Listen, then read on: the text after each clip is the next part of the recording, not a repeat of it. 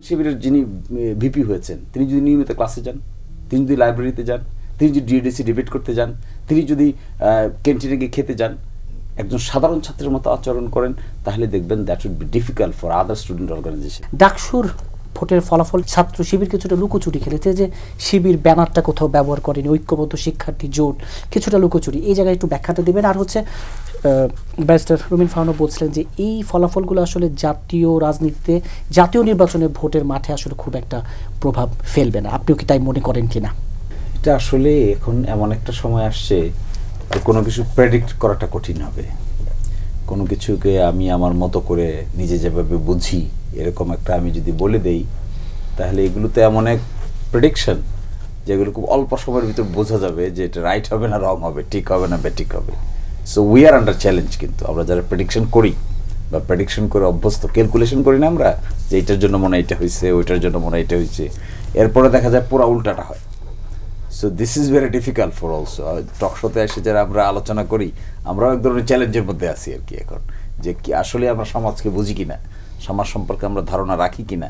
যেমন আপা বলছেন যে এটা পড়বে না, আমি যদি বলি পড়বে, কিছুদিনের মধ্যে বোঝা যাবে কোনটা পড়বে কোনটা পড়বে না, বোঝা যাবে।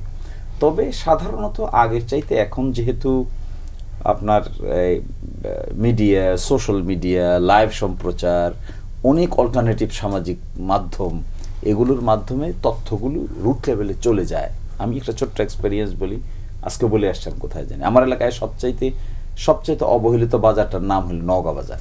নওগাঁও বাজার, এই নওগাঁও বাজারে ওয়াইফাই কানেকশন আছে, সেখানে কয়েকটা চা মিষ্টির দোকান আছে। এই চা মিষ্টির দোকানে লোকেরা বসে বিকালবেলা, বিরাট বড় আপনার মনিটর ফিট করা, ইন্টারনেট কানেকশন দেওয়া, যা কিছু আমরা ঢাকায় বসে দেখছি এখানে ও নওগাঁ বাজারে বসে লোকেরা দেখছে, বিড়ি খাচ্ছে আর সিঙ্গারা খাচ্ছে আর পেঁয়াজু খাচ্ছে, আর এটা দেখছে বিকালবেলা সন্ধ্যা 7টা 8টা পর্যন্ত। কারণ বর্ষার সিজনে আমাদের এখানে কোনো কাজ নাই, সকলে অলস সময় কাটায়। তো এটা ইম্প্যাক্টটা আগে এরকম তো ছিল না, কিন্তু এটা এতই রুট লেভেলে চলে গেছে। আমি দেখলাম এবার বাড়িতে গিয়ে প্রতিটা বাড়িতে ইভেন মহিলা যারা আছে তাদের হাতেও একটা অ্যান্ড্রয়েড ফোন আছে, এবং অ্যান্ড্রয়েড ফোন দিয়ে ইমোটা আমাদের এলাকায় খুবই পপুলার। ইমো দিয়ে তারা মিডল ইস্টে কথা বলতেছে, ভিডিওতে কথা বলতেছে, এভরিথিং তাদের হাতে আছে। ফলে এখানে ইম্প্যাক্ট পড়াটা সহজ হবে এই জন্য, কারণ ইনফরমেশন ফ্লোটা একেবারে রুট লেভেলে চলে গেছে। তারাও একটা বিচার করতে পারে কোনটা রাইট, কোনটা রং, কোনটা সঠিক, কোনটা বেঠিক। আগে হয়তো অন্ধকারের মধ্যে থাকতো, এত কিছু জানতো না, দেখতো না। আর দ্বিতীয় কথা যেটি বলেছেন যে এখানে শিবির, ঢাকা বিশ্ববিদ্যালয়ের শিবির, এখানে তারা কিভাবে এটা কি মানে এই ঐক্যবদ্ধ শিক্ষার্থী জোটের লুকোচুরি করেছে, আপনার কথাটা ছিল তারা লুকোচুরি করেছে। আমি এটাকে লুকোচুরি না বলে যদি বলি তারা কৌশল করেছে, এটা তারা স্ট্র্যাটেজি করেছে, এবং তারা প্র্যাগম্যাটিক স্ট্র্যাটেজি করেছে। তারা ইনক্লুসিভ প্যানেল ঠিক করেছে। এই যে ঠিক করতে পারাটা, এটা কিন্তু একটা চিন্তার ফসল। আপনি কি করলে পরে গ্রেটার অডিয়েন্সের অ্যাটেনশন ড্র করতে পারবেন, এটা নামই তো কৌশল, এবং এটা তো আমি মনে করি পজিটিভ।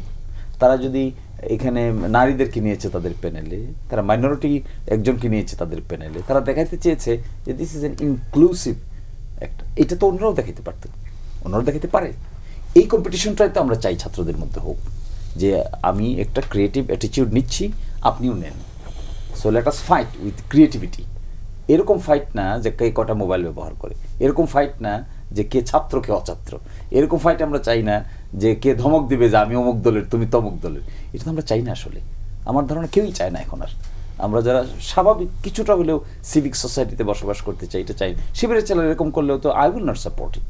আমি তো ব্ল্যাটেন্টলি বলে দিব পাবলিকলি যে এই ছাত্রদের লিডারশিপে রাখা উচিত না, কারণ তারা তাদের অ্যাটিটিউড বুঝতে পারে না, তারা তাদের কোডিং বুঝতে পারে না, তাদের কমিউনিকেশন বুঝতে পারে না, তাদের যে সিগন্যালিং সিস্টেম ডিফারেন্ট হয়। একজন ছাত্র এবং অছাত্রের সিগন্যালিং সিস্টেম কিন্তু ডিফারেন্ট। ও দেখবেন গুরুত্বের সহিত 9:30 ক্লাসে যাবে, ও বলবে এত সকালে ক্লাসে যেতে হয় নাকি, কারণ এটা তার কোডিংয়ের বাইরে। তো এই জন্য ওই কনস্ট্রাকটিভ জায়গাটা ধরতে হবে। শিবির যদি ধরতে না পারে, আপনি দেখবেন এত ল্যান্ডস্লাইড ভিক্টরির পরেও অপমানিত হওয়ারও কিন্তু অপরচুনিটি এখানে আছে, যদি ধরতে না পারে। আর যদি ধরতে পারে, তাহলে অন্যদের পলিটিক্সকে তারা বিশ্ববিদ্যালয়ের ক্যাম্পাসে ডিফিকাল্ট করে তুলতে পারে। এটা নির্ভর হবে তাদের এই 1 বছরের অ্যাটিটিউড, সামনের পথ চলায় যদি ক্রিয়েটিভিটি তারা অব্যাহত রাখে, দেখবেন শিবিরের যিনি ভিপি হয়েছেন তিনি যদি নিয়মিত ক্লাসে যান, তিনি যদি লাইব্রেরিতে যান, তিনি যদি ডিএডিসি ডিবেট করতে যান, তিনি যদি ক্যান্টিনে গিয়ে খেতে যান, একজন সাধারণ ছাত্রের মতো আচরণ করেন, তাহলে দেখবেন that would be difficult for other student organisation. তাহলে আগামী নির্বাচনে এর ফলাফল, আমাদের জাতীয় নির্বাচনটা ওইভাবে আমি প্রেডিক্ট করতে চাই না, কিন্তু আমার কাছে মনে হয় একটা ইম্প্যাক্ট পড়তে পারে। কি লেভেলে পড়বে এটা আমার কোনো ধারণা নেই।